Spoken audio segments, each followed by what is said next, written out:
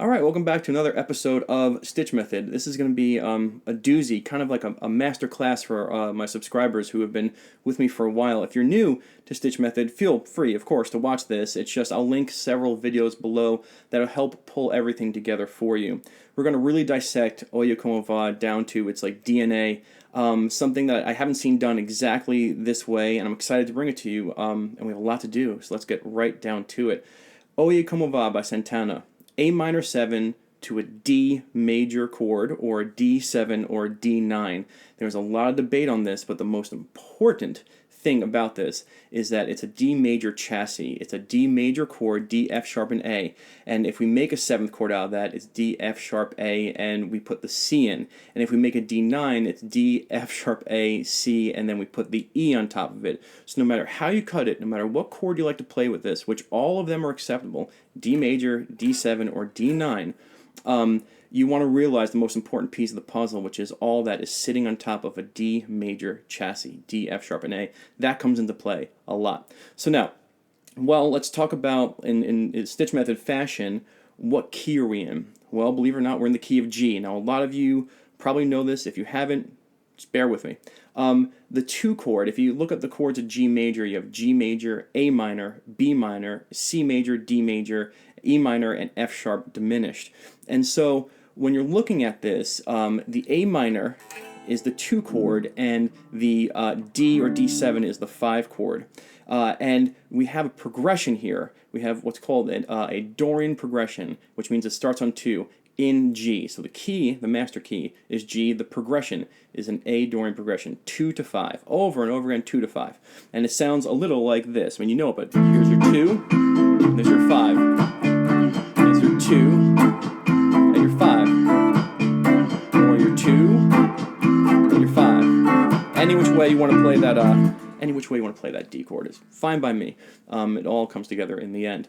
All right, so now we have this A Dorian progression. The first thing we're going to isolate here is the melodies, the very famous melodies, several of them in Oye Como Va. Now, first and foremost, I want to let you know these are not solos. This iconic stuff, that stuff is not a solo. These are the melodies of the song. It's what we sing and hum. There is a distinctive solo. If you go to the album version, it's at the end of the song, you'll hear him play a solo and, kind of like mess around the A minor pentatonic, do some Santana stuff, and come back in. But the melodies, the stuff we hum, the stuff that repeats, those are melodies, so we're going to talk about those. Well, let's look at our chord progression right off the bat. A minor 7. So what are the notes in the A minor 7? That's A, C, E, and G. It should be up on the screen there. And you can play them several different ways, but I'm just going to keep it here for visual purposes, okay? So you can play an A minor chord, you put your pinky up on that 8th fret if you want to. A plain and simple A minor 7. And now, if you look at this melody line, right there, all of that takes place in the A minor 7. And a lot of people say, well, it comes from the A minor pentatonic or it comes from the Dorian. It doesn't. It's actually a Kit Kat, one of the best candy bars out there, right? It's a piece of the chord. Look at the notes. A, C, E, G, E, G. Whether or not Santana wrote it like this on purpose or didn't, this is what it breaks down to, is how well this melody works with the song. So you have A, C, E, G, E, G, and then we go to F sharp and D. And guess what? See that little piece right there? Look at that D chord. It's part of the D chord. So you have the A minor 7, D chord, a little pentatonic. Do it again. And then we have this. Right? And that right there, that's the F sharp, and that's an A. Well, let's take a look at the notes in a D chord. It's D, F sharp, and A. Right? So everything in that iconic opening melody is really just pieces of the chords broken into a melody line. Another part that you want to talk about is what comes next. That takes place over the A minor 7. That is C, C, A, C, C, A, C, A, C, A.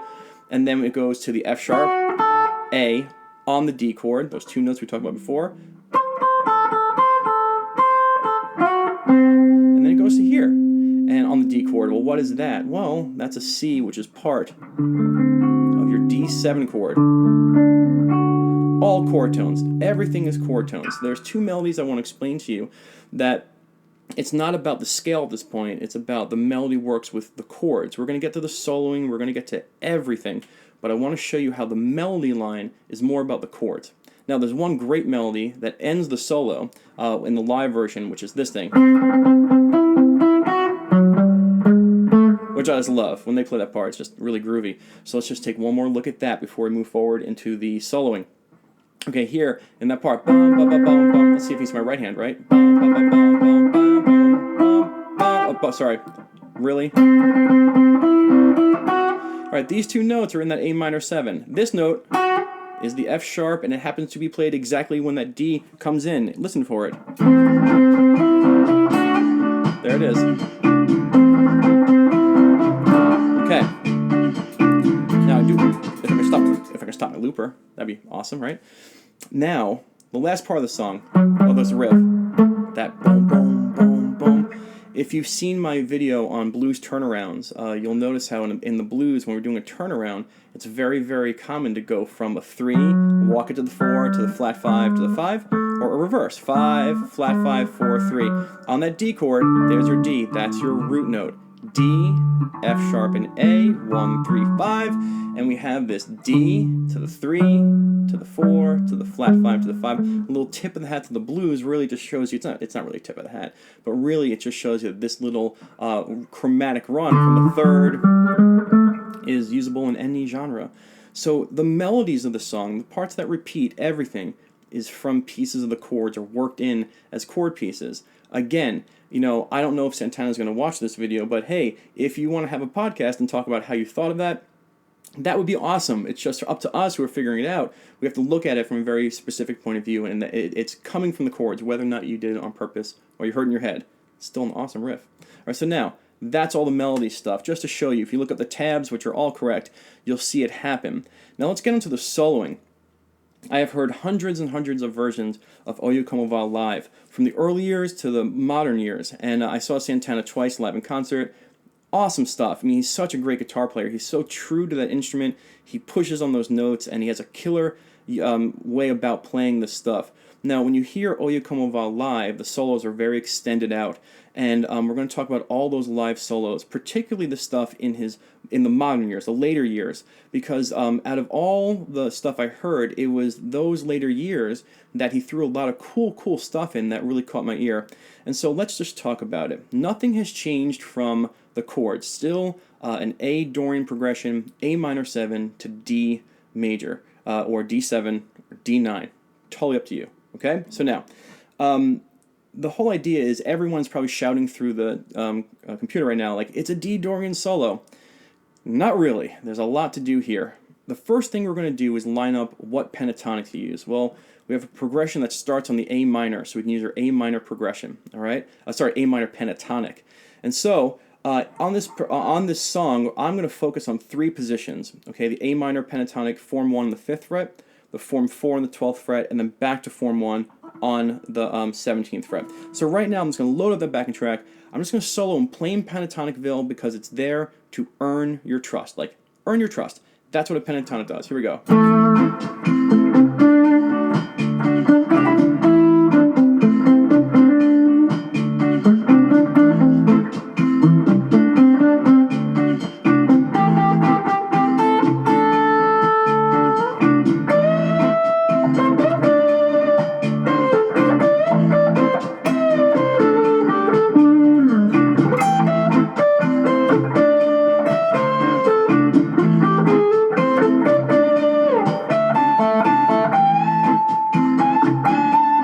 see it, it works. I accidentally had a passing tone there, I apologize. But you can see that the A minor pentatonic works.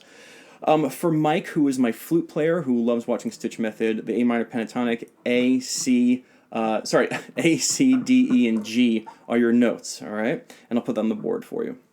So you want to stop this video, you want to find an Oyo Como Va backing track, and you just want to start getting used to those three positions, because that's where we're going to be, that's where Santana is a lot.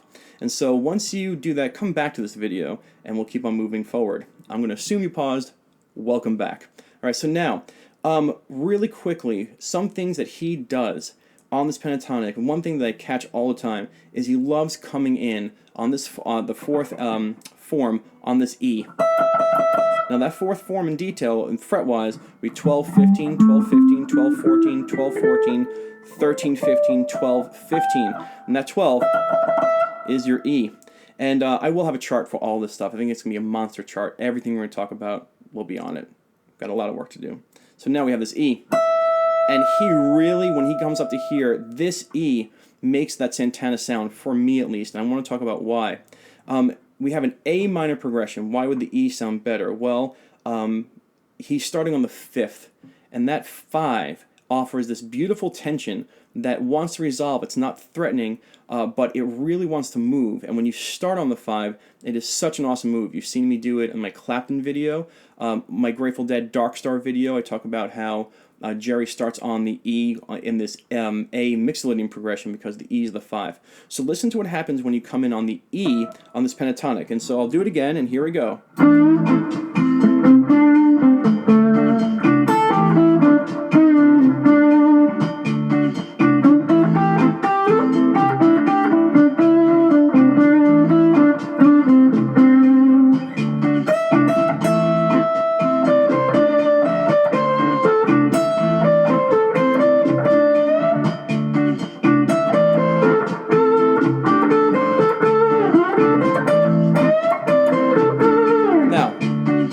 Again, the E offers an awesome place to start, so know it and know it well.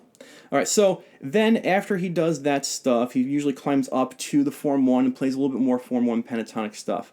But before we go any further into the modes, I want to talk about like some Santana-isms, and those are hard to catch, but he's very playful on just this pentatonic right now. He will play here, he will jump to here, spend a lot of time, do a little quick run here, a quick run here, and come back. He's really all over the fretboard, and he's doing it kind of like a kid, like jumping in puddles in the rain, just really happy and doesn't care about anything else except for his happiness, and it shows because he'll play up here, he'll do a little thing here. He loves hitting the A's and the E's with these like open strings, like a stuff. He does all this hopping around, so I'm going to try and emulate that really quickly. Watch for those 3 pentatonics now, and watch how he jumps around to these different registers. Mike, my flute player, for you, if you're going to be up high, go to a low note for a little bit and then come up high. You only have a flute to work on, and so your range is limited, but you want to jump around. Something like this, like...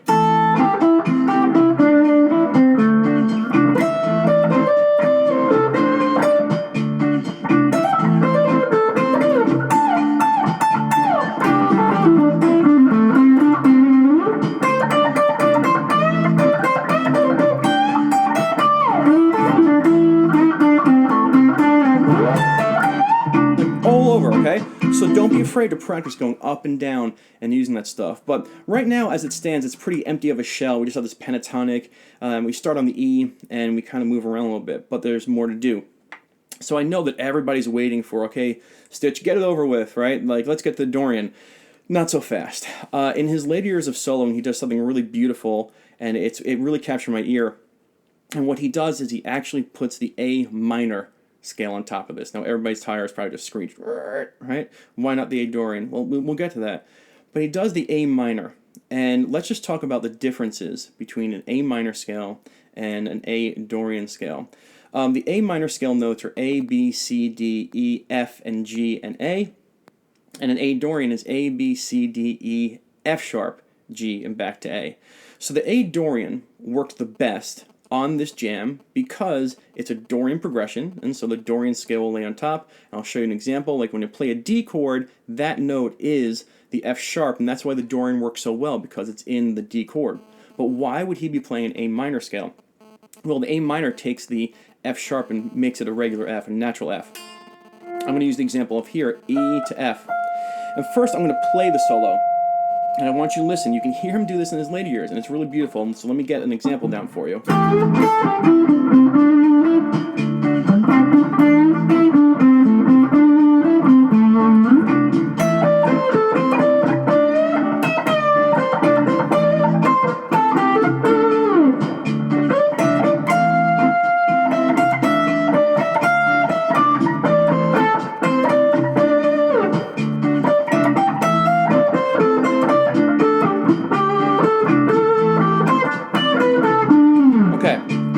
So you heard it, and it worked great.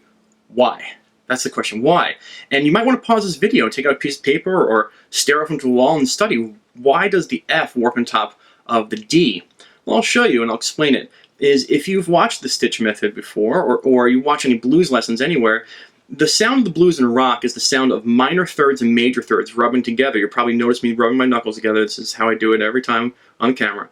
And when you play a minor third on top of a major third, or a major third on top of a minor third, you get this grit. And what happens is, when you play an A minor 7 chord, okay, sorry, I'm going to come back this way. When you play an A minor 7 chord, you can play an A minor scale on top of that. That F is going to sound fine. It's the D we're concerned with because we have a D sharp in there. And so how do we get away with playing a D and then putting the minor third? Well, there it is. You're playing a D, but you're adding the minor third in this Aeolian scale, the F. And it makes such a cool sound when that F appears because there's a little bit of beautiful dissonance like in the blues and in rock. So you want to focus on the F. Well, how do you find the F? I'm not going to go full on mode on you. We're going to kind of talk about just taking a pentatonic and adding one note to make your mode. Well, if you have your A minor pentatonic, you have the notes A, C, D, E, and right after that E is your F. Okay? And so that's all you need to use is this modal scale that's kind of like just one extra note in the pentatonic, the F. And I'll do it one more time. Watch for me playing it here. If you want, I'll show you, like, here's an E in the A minor pentatonic down here, and here is the F here. He usually does it up here, but why not give it a shot here, see how it sounds. Let's see.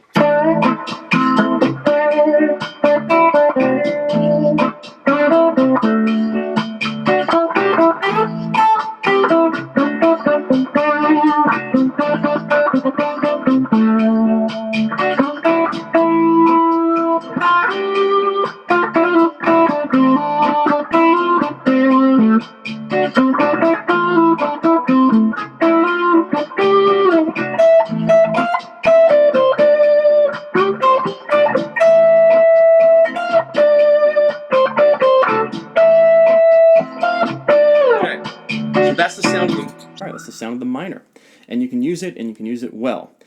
But now, how do we get to Dorian? Now, it is ill-advised to put an F next to an F sharp in your solo. It's going to sound terrible. So what does Santana do? Well, he plays his pentatonic. He uses his playfulness up and down. He puts in the F for a little bit of flavor, a really cool flavor, like the Santana flavor. And then he's going to go back to his pentatonic, kind of clear the board, right? Just totally clear the board. And he's going to put in, when he comes back and he wants to put the Dorian in, he's going to sneak that F sharp right here into the G. And he kind of slides in, and then once he does that, volume always helps. He's now free to use the full Dorian. And now I'm gonna show you what this sounds like. I'll do let's see, I'll do the pentatonic, a little bit of playfulness, coming in on the E on the pentatonic, introducing the F for a little bit of Santana sauce, clearing it out with the pentatonic, and then getting into Dorian. Let's see how it works.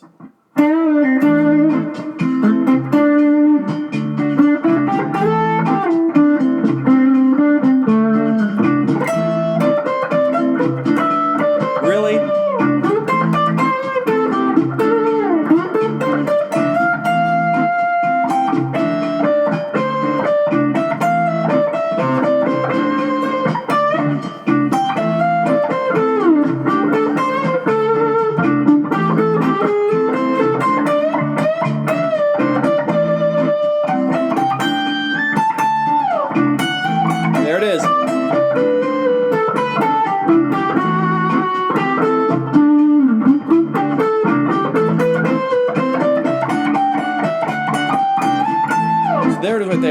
So sorry about that mess up, but I'm just going to keep it in. And so he played the A minor Aeolian, cleared it out with just pentatonics, and then when he felt like getting into Dorian, he hit the F sharp and brought that Dorian scale in. Now, hopefully everything's making sense. Again, I will have a chart that has all this, but I want to talk about what the chart will have. I'm actually designing it in my head right now. It's going to have the A minor pentatonic in these three places. It's going to have where those chord tones line up. For the A minor 7 and the D in each three of those places, because we have to get to that. It's going to have where the Aeolian note is, the F, and then it'll have where the Dorian note is, the F sharp. And it'll also show you, of course, where the E is, and it'll show you this in the three places. It should be pretty comprehensive. But one thing you want to focus on before we get moving is the full Dorian scale. Now, you can think of it any which way. If you're a Stitch Method subscriber, you have learned many different ways to play Dorian scales. You can play it through a pentatonic if you know the intervals. You can also just find any G major scale, that's it, and then start it on the A. And if that's your way of thinking about it, awesome sauce, go about it. But the chart will also have a full A Dorian, because that's where most of the soloing occurs. Now, one last thing before we wrap this thing down. I hope this is all making sense. I hope you like it. Remember to go slow and pause and rewind and look at everything, is how important those chord tones are to your solo. Well, they are. You have your A minor 7, you have your D7, D9, D, any which way you want to cut it. Finding those chord tones inside of your scales is huge, and it helps you kind of sew that melody together. So I can see my A minor 7 chord here, I can see my D or my D7. I can see my A minor 7 here, I can see my D or my D7, and the same thing A minor here or D or D7. So I'm going to use those chord tones, and if you watch Santana, he pretty much is just here, here, and here. It's where he is. He does a great job. He doesn't need to do any more. But now I'm going to do everything we talked about. Pentatonic, coming on the E, playing around, having some fun, hitting the F to make the Aeolian sound, clearing it out with a pentatonic, and then coming back with Dorian and really focusing on chord tones. I'm going to end probably with a good little pentatonic, like. Or plan out your ending if you want to. And so here we go.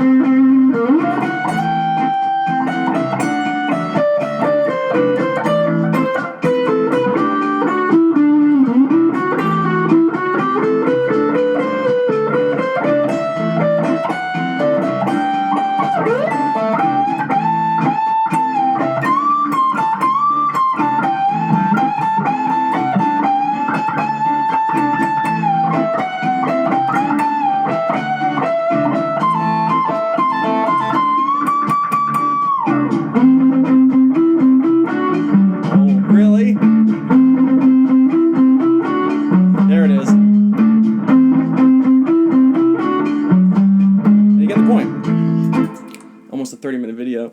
Oh my god. Alright, so I hope you stuck with it. There's a lot to do, but this is as much as I can kind of break it down into a palatable level. Remember to ask your questions in the comments below so I can answer them on the live feed in 2 days, 7:30 p.m. Eastern Standard on YouTube, on my live feed, and that way I can address all of your concerns. So go have fun, study it, play, enjoy it, get your backing tracks going, and I hope you enjoyed this episode of Stitch Method. Rock on. Bye-bye.